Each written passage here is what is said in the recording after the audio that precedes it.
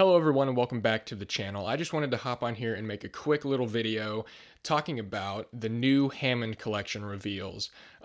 These reveals have honestly gotten me super excited, and I just wanted to kind of share my thoughts with you guys. And like in the last discussion video, I want to hear from you guys as well. I want to hear your opinions, leave them down below. Are you excited for these figures, and what do you think about them? First off, I just want to thank all of you for 100 subscribers. It's a pretty big milestone for me.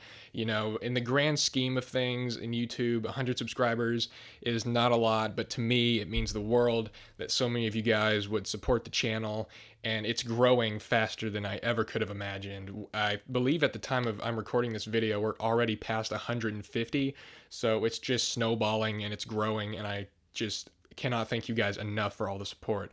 And let's go ahead and jump into this video. So I'm on Collect Jurassic on Instagram, you know, probably the best source for your Jurassic Park news here.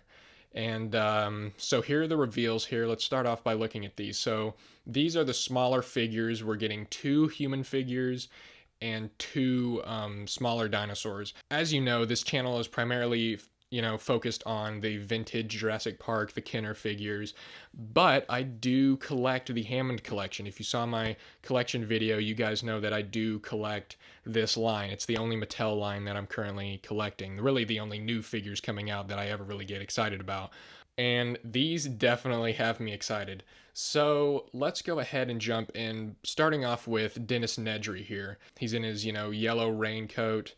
He comes with a stick, which is, I mean, it's whatever's. It's fine, I guess. A lot of people are making fun of the stick, or he is in the yellow rain jacket, so maybe, it makes sense somewhat. He comes with another face that has the Dilophosaurus venom on it. Really great. Extra hands, sort of just like, resting. And then a Barbasol can, which, from what I remember, yeah, so it actually, pardon the image quality here, but the Barbasol can actually separates, which is insane for, being in, what is it, 3.75 inch scale. That is absolutely crazy that they were able to engineer this. And yes, it doesn't look very accurate because, the walls of the plastic have to be so thick here for the Barbasol can. But I'm just honestly impressed that they were able to, add that level of detail and engineering into this figure. I do honestly wish that they would have included either separate arms that did not have the rain jacket, so it was removable. Because we have seen Dennis Nedry in the rain jacket before, and it would have been honestly cool if we could have, taken it off, or if they would have just given us like just a version of Nedry in the visitor center control room. But it's fine. Overall, I like this figure. Definitely picking it up. I do not have a Dennis Nedry, a modern Dennis Nedry figure yet, because I don't collect any of the main lines like Legacy or anything like that. So I'm excited for that figure. But I'm honestly even more excited for John Hammond. And this figure, first of all, it looks fantastic. We get tons of accessories. We get some extra hands, of course, a head with no hat, which is great, and sort of a scowling face like towards the end of the film. And then, of course, the classic Amber Cane. Have to include that with Hammond. But what most people are talking about, and what's very interesting, is that he comes with his ice cream and ice cream scoop, which is really funny. And honestly, I'm not too upset about it. I think it's actually really funny that they would include this. I'm not actually really sure what other accessory he would really need to come with, maybe like a dinosaur egg or something. But I mean, honestly, I'm not that upset. I think it's really funny. And yeah, so this figure overall, I love it. It looks great. Mattel does a really great job with their human figures. So let's jump into the smaller figures, the smaller dinosaurs, starting with the baby Stego. So this is definitely sort of the most hated on figure of the line, and I'm actually not too upset about it. A lot of people, say that the sculpt isn't that great, and yeah, the head does look a little weird. I'm not a huge fan of the jowls here. Let's look up a picture of the baby stego from the Lost World. Okay, yeah, so here's a picture of the stego with its mouth open, and you can see that it does not have any sort of, red jowls or anything on here. So if they could have, re-engineered this mouth maybe to look a little bit more natural, and the head sculpt definitely needs some work. But honestly, I'm really not that upset about the figure. It looks overall pretty proportionate. If we look at the maquette, it looks pretty good. It's not terrible. I'm not super upset about this figure. So I will actually be definitely picking it up. And of course, The Lost World is one of my favorite films. So I'm picking up anything related to Lost World. And speaking of Lost World, this is the figure that I am most excited for easily. It's the baby T-Rex from the Lost World. And this figure looks incredible.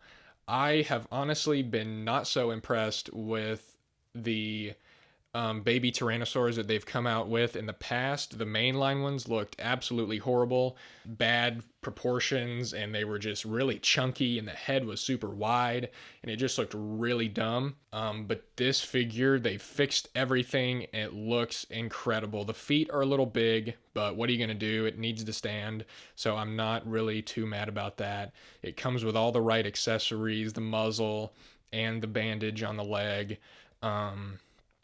Just look at that. This figure looks great. I'm interested to see how it scales. I'm assuming it's going to be pretty large, to fit with the rest of the smaller dinosaurs, but it's going to be an interesting balance of how it's going to scale with the human figures, so maybe they can pick it up like in the film. I'm not so sure. I'm interested to see how it scales up. But I'm definitely excited for this figure right here. All right, now let's get into the larger figures. There's 3 new larger scale figures here, or I guess medium size. They're not, huge.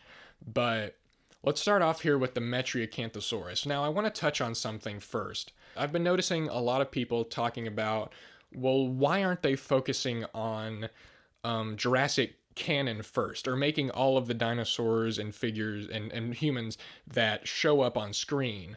They've already sort of jumped the shark, and they're already starting to delve into these weirder species that don't really show up in the films. Yes, I know the Metricanthosaurus did show up on the embryo chamber, and then it was in the Mazrani Global website, I believe, and was technically in Jurassic World in the park, but we've never seen it on screen. I used to kind of have that mindset. I was like, well, I'm not a huge fan of these weird species. I like collecting what I've seen on screen. But I've sort of come around, because I believe there's 3 types of collectors that are buying these figures. There's the I'll collect anything collector that is just, buying anything with the Jurassic World or park logo on it.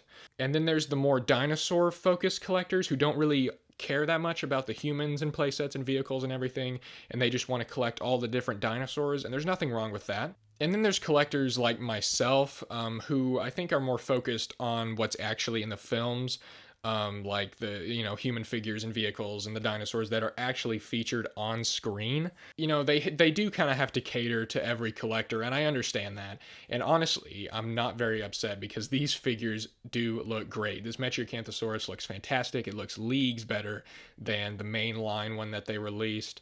This just looks like a great figure, and honestly an excellent addition to the Hammond collection, even though it actually hasn't been really featured in the film technically, but I'm not upset about it. I will still probably be picking this figure up. It looks fantastic. Yeah, this figure just looks great. And then let's move on to maybe, this may be the figure I'm least excited about, actually. I'm not really sure. This is the Irritator. I'm actually not so sure about this figure. I don't think the Irritator has really been mentioned in the films before. I believe it's in the games, but yeah, from what I understand, I don't know if this dinosaur has ever really been mentioned on screen before. But like I said, I'm not upset about it. I love that they're really they're kind of expanding the lore themselves and adding new dinosaurs we haven't really seen before. And as long as they don't go too crazy like they have with the main line, I'm really not too upset about it. And as long as they keep making great looking figures, because this figure really does look fantastic. The paint is incredible. And, the face sculpt looks great. for sort of a, Spinosaurid type creature. And then there's, the awesome sail on the back, much like Spinosaurus. This figure honestly just gets me really excited to see what they're going to do, because obviously they have to make a Hammond collection Spinosaurus. That's just a given.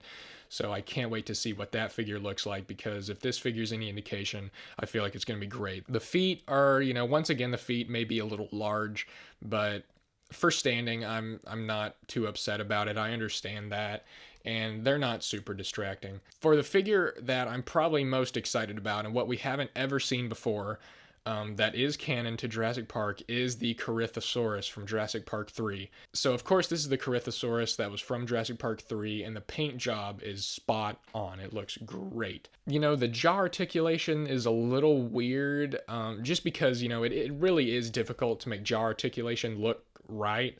And people are saying that it looks better than the Parasaurolophus, and honestly I think I have to agree. This paint job is just so cool.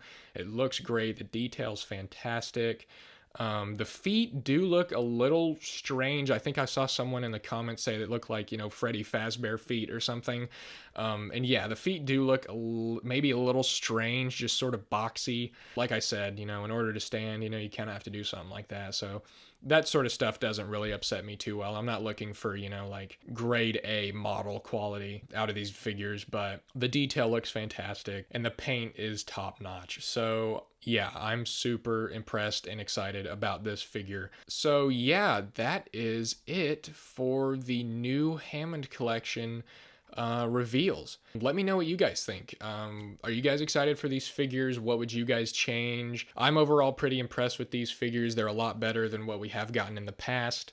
It seems like Mattel is really sort of listening to us with some of these things. Yeah, sure, some of the accessories are weird and the feet are disproportionate on most of the figures, but that's understandable in my opinion. So let me know what you guys think. Drop a comment down below. Are you going to be picking these up? If so, which ones? Or are you not going to be picking some up? And tell me why. So yeah, thank you guys so much. Once again, thank you for all the support and hitting the 100 subscriber mark. That's so awesome. And yeah, guys, catch you in the next one.